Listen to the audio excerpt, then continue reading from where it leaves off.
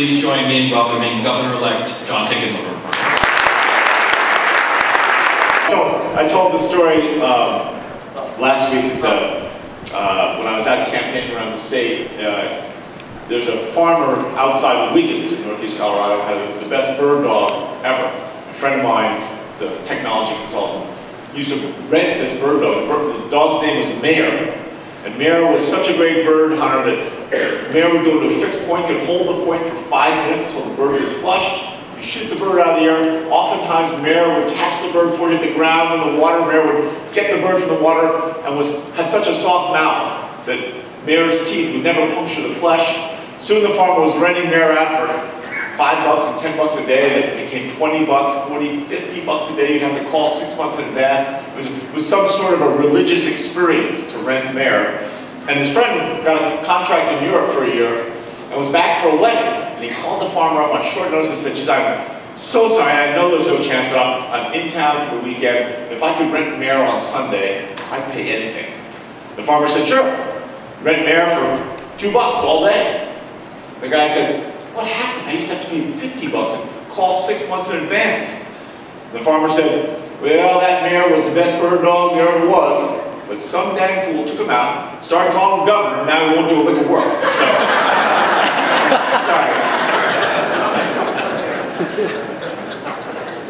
Thank you for the kind introduction, Richard. It's great to be here, and Lee School of Business plays such a big role in our overall economy. Forget just today's projections, but what it takes to make a world-class competitive economy is your talent, and especially the young talent, the emerging energy that gets into your business system.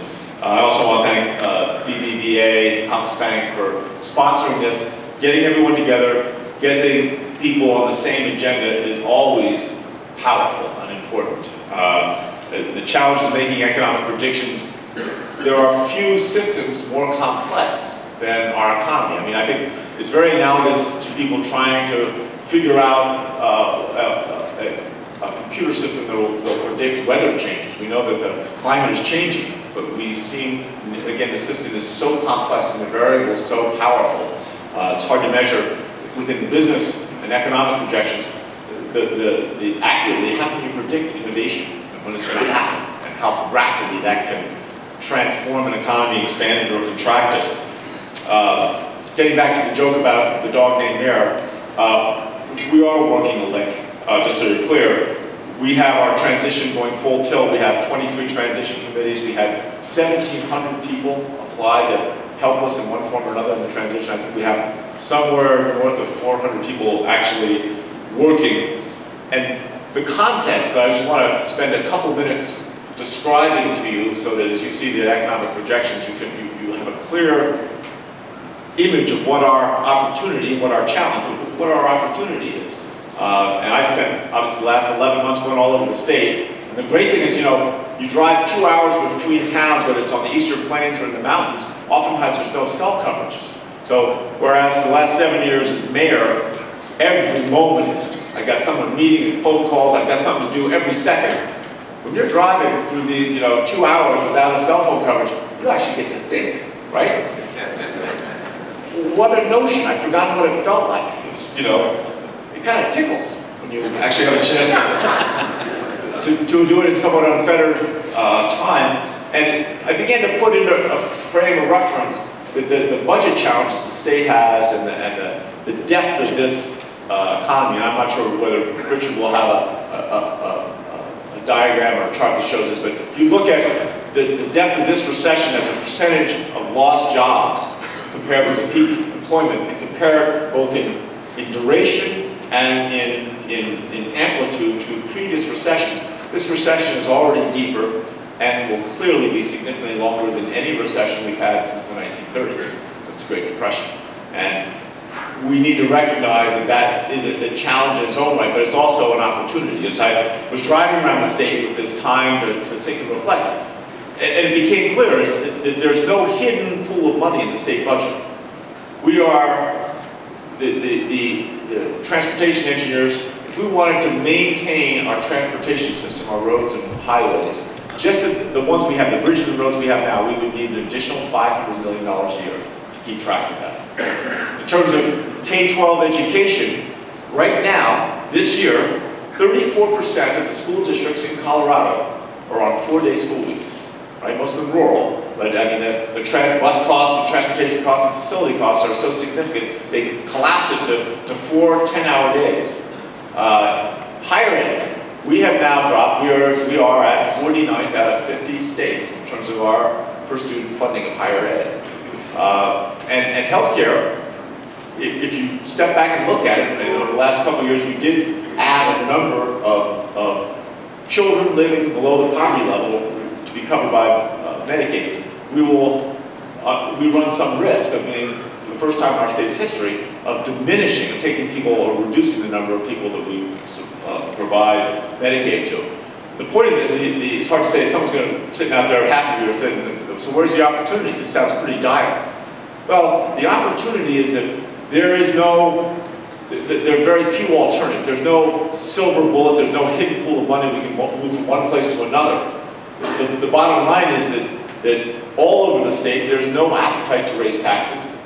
Well, let's say outside of Boulder and certain parts of Denver, Park Hill. I spoke this weekend at Montview Presbyterian Church and I asked a number of people in the group, so how many of you would be willing to increase the income tax to 5%? And I swear to God, 3/4 of the hands went up. And I said, you have no idea what an aberration you are.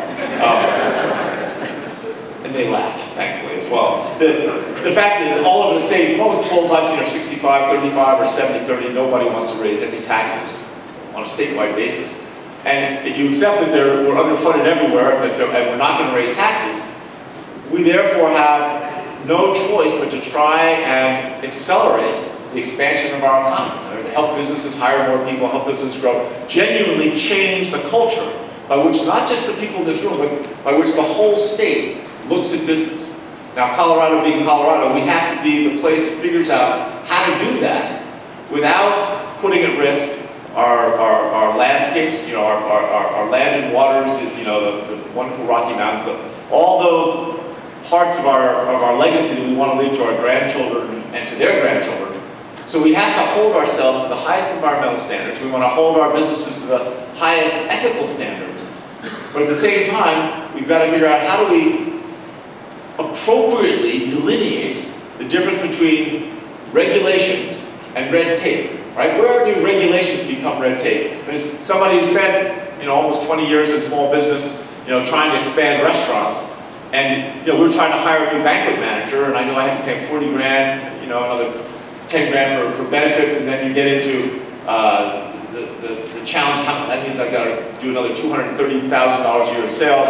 Can I do that? How am I going to do that? And all of a sudden I've got for 6 months a bunch of red tape on whether my patio railing is high enough and in the right place, and you have to go back to hearings. For small businesses, that distraction is even more powerful than the burden, the cost of hiring people to deal with red tape for larger companies. I think they're both important, but we have to figure out a way that we can change the culture, not just of state government and how we look at regulation, but the whole state and the people that live here, and say, how can every person start thinking about how do we improve our business, expand our businesses, help them hire more people, pay them more people so that they generate more income tax. Because almost everyone in the state, when you actually go look at polls, they're not enthusiastically pro-business. Most of them have some passion, whether it's education or healthcare, developmentally disabled individuals. They've got something where they want more resources.